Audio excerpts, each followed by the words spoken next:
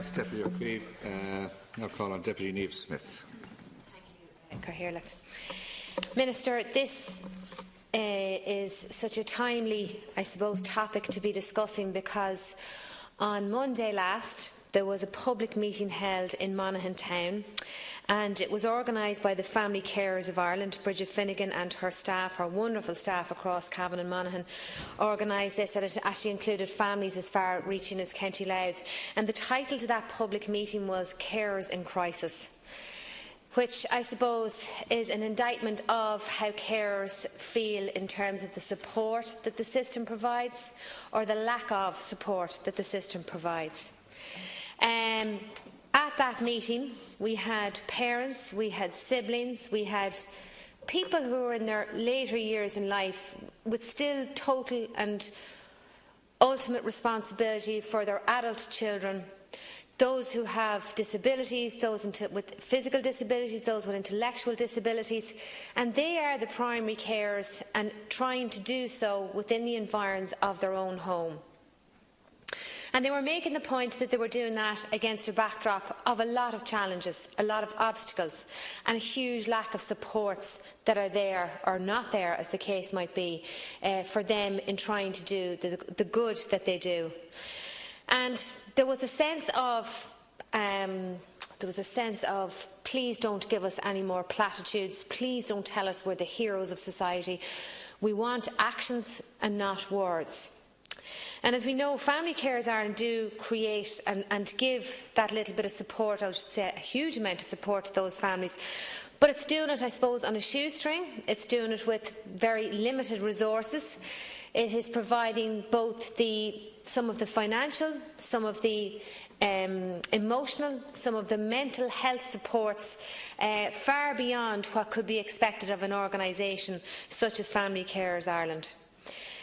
And there were a number of issues that came up, and Minister, just for your own information, you probably do have it. They're actually launching a new report tomorrow in Boswells across the road at 11 o'clock, and the title to that report is Paying the Price for the Physical, Mental and Psychological Impact for Caring.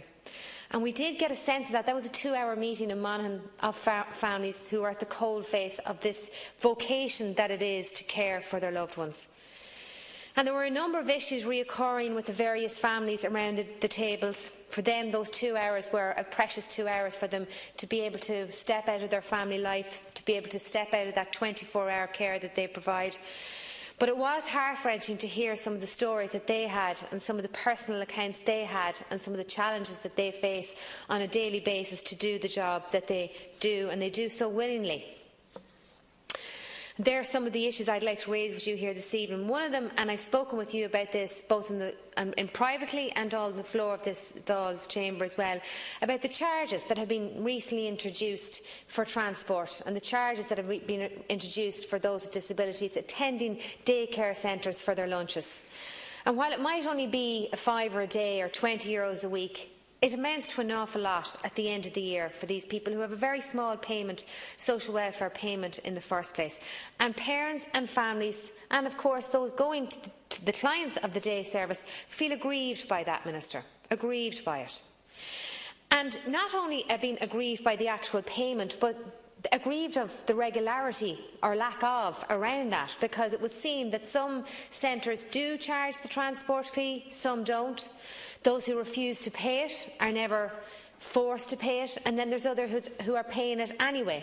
So it's not regular, it's not regularised that families actually, there's something consistent there. And there's been, I suppose, a floodgate of parents coming to me in my constituencies' offices across Cavan and Monaghan who were deeply upset to see that some of the most vulnerable in society and in our communities are being lumbered, if you like, with this extra charge both for transport and lunches.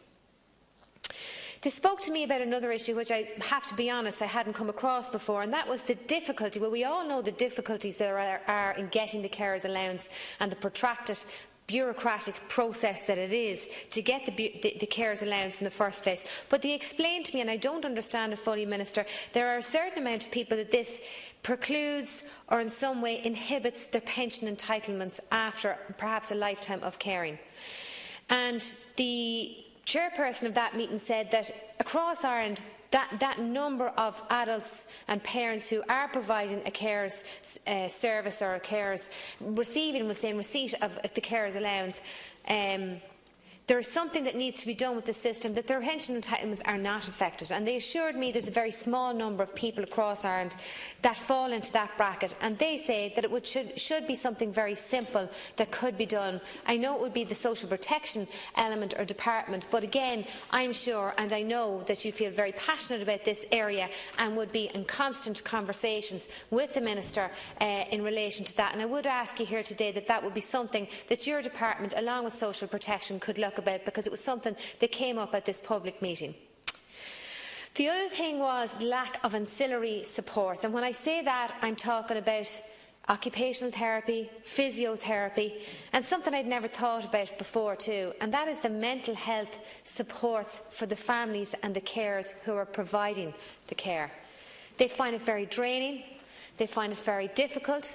I suppose it's the constant nature that the job is, and therefore they feel that, again, when they take on the role of a full-time carer, that it's another element of the frustration that they face in terms of OT supports, physio supports, and also for themselves. We talk so much about mental health and well-being, yet those people who are doing a very difficult job, that there's no clock on, clock off time, it's a 24-hour care job, as you well know, and I know you know personally, that they need support. They need emotional support and they need mental health support. So I would ask you, Minister, again, if that is something in your work in your department that you could look about and see what could be done to provide that service.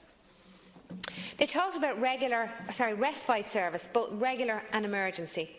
Now, as you know, in Cavan Monaghan, Annalise respite service has been a fiasco. There is no other word for it, a fiasco. For almost, we're trucking into months in terms of time. And as you know, the most recent reply that I've received, and you've received yourself from the HSE, is now down due to an oil link after being closed for months on end. And families right across Cavan Monaghan have been absolutely shut out from any respite care. That an oil leak is now preventing any families having access to Annalise respite service, and that's a huge loss to families, to parents. And again, in recent weeks, the Parents Action Group in Cootehill held a public meeting, and again, Minister, it's absolute frustration when they go to the lengths these people go to hold a public meeting, and them so busy and them so their loved ones so dependent on them to take the time out to come to a public meeting says a lot about their frustration. And again, I would say to you at this public meeting for families and carers in crisis, that particular topic of respite, both regular and emergency, came up. And Minister, the answer to that is more hours, more access to respite.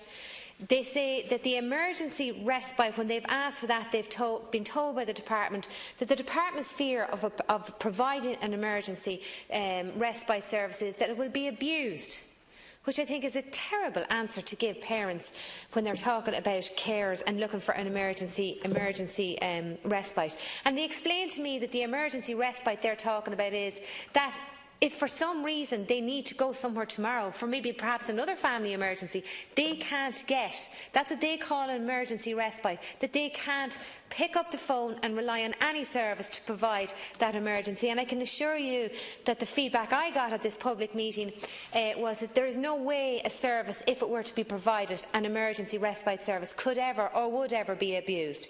Because as I said myself, the people who are doing the caring actually find it difficult to trust anybody else to do the caring for them.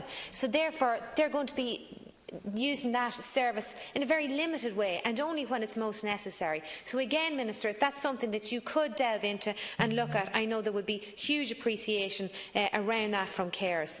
The home care packages, Minister, and I know you've been listening to a number of my colleagues across the House talking about this tonight, and in Cavan Monaghan we don't seem to be any different than any other area, and it literally is somebody has to die Somebody has to die before somebody will, who's been allocated their home care, who has been recognised in need of that home care, who has qualified for a home care package, can actually get somebody in to do that home care service.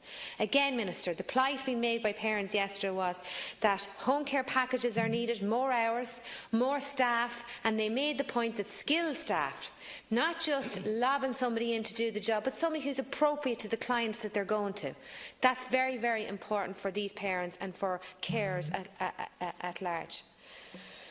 I suppose, Minister, I leave it at that. I think I've raised the vast bulk of the points that came up at the public meeting yesterday. And again, I would encourage you, if you can take time out to go to the launch of their report, Paying the Price, the physical, the mental, the psychological impact of caring. I know it will be very much appreciated, and I look forward to working with you on the issues further. Thank you. John Lahart.